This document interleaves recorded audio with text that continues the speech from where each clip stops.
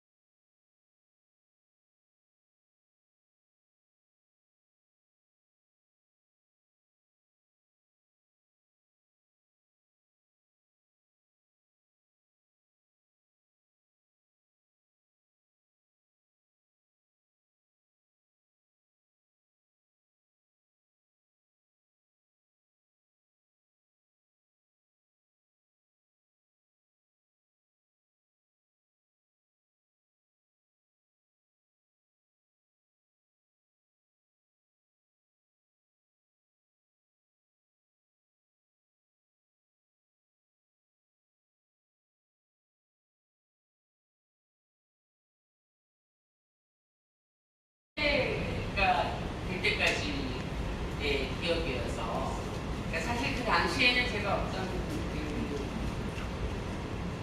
실제로 제대로 인식했다고 보기 어렵다고 봐요. 그냥 저는 동네 친구들하고 뛰어노는 게 벙커였고 뭐 이런 건 거죠. 그래서 그냥 그거는 내 주변에 항상 있는 거고 환경이었고. 근데 사실 그리고 그렇게 우리 일상이나 기억에 어떻게 보면 상당히 아이러니하게도 어린 시절의 즐거움이나 이런 것들이 그런 장소와 이렇게 연결돼서 기억이 추억된다는 거가 놀라운 일이죠. 근데 되게 제가 사실은 뭐 성인이 돼서 다시 불러왔다기보다, 그러니까 일종의 벙커가 갖고 있는 여러 가지 맥락들이 있을 텐데 쉘터로서의 기능 뭐 이런 거는 제가 이념이나 이런 것들을 모르는 어린 시절부터 저한테 이미 익숙하기 때문에 아마도 그 쉘터의 어떤 그림으로 계속해서 살아남았을 것이다 라는 생각을 하고, 그리고 근데 제가 이제 성인이 되면서 도대체 내가 이렇게 느끼는 이것은 무엇인가 라고 의문을 갖기 시작하면서 사실은 여러 가지 맥락으로 벌어지는 거죠. 그래서 그 벙커 작업이 결국에 이제 그렇게 해서 연결돼서 나온 거고. 대답이 됐을까요? 뭐라고요? 그게 이제 뭐 역사적이나 뭐 사회적 이런 메시지가 이제 담겨 있는 것 같은데, 근데 작년 말부터해서 올해 이르기까지 한국 사회가 굉장히 급변을 겪었는데, 그러한 부분이 어떤 전시와 맞닿아 있다거나 아니면 뭐 새로 그것과 관련해서 구성하고 계시는 작업이 있는지 궁금합니다. 그 부분은 큐레이터가 얘기해 주세요. 안 그래도 그 생각을 하고 있었습니다. 사실은 이 전시는 처음부터 구성될 때부터 이 몽브랑레식을 중점적으로 하고 그 전에 90년대 후반부터 이어져 온 이 관심사를 보여주는 서베이 전시를 기획이 됐고, 그 앞단에 80년대부터 90년대 중후반까지의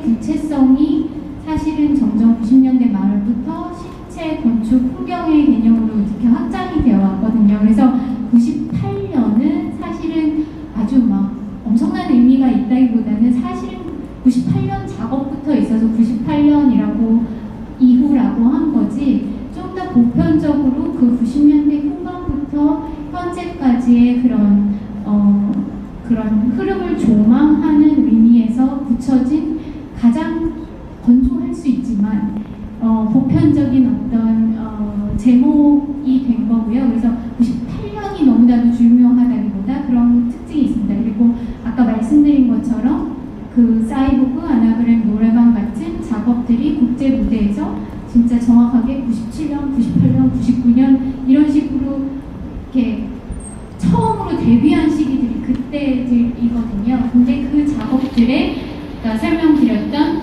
뭐 인간과 기술의 관계의 문제라든지 신체가 어떤 기술로 매개되는 사회 안에서 기술로 매개되는 어떤 포스트 휴먼한 어떤 컨디션 속에서 신체가 어떻게 구현되고 정의되는지에 대한 문제에서부터 시작해서 그게 점점 발전돼서 그 문제와 그 안에 있는, 그러니까 인간이 오랫동안 영원해왔던 그런 완전성이나 불멸에 대한 열망이 어떤 식으로 구현이 되어 왔는지, 그리고 몽그랑 메시에 가면 이게 조금 더 구체화되고 근대라는 모더니즘의 어떤 특성과 만나면서 근대 모더니티의 유토피아니즘이나 어떤 진보주의적인 바램, 열망, 그리고 그 실패의 흔적들이 그 완전성이라는 개념하고 맞물려서 돌아가는 거거든요. 그래서 그런 관심사들이 시작된 게 이제 90년대 후반이라고 본 거고요.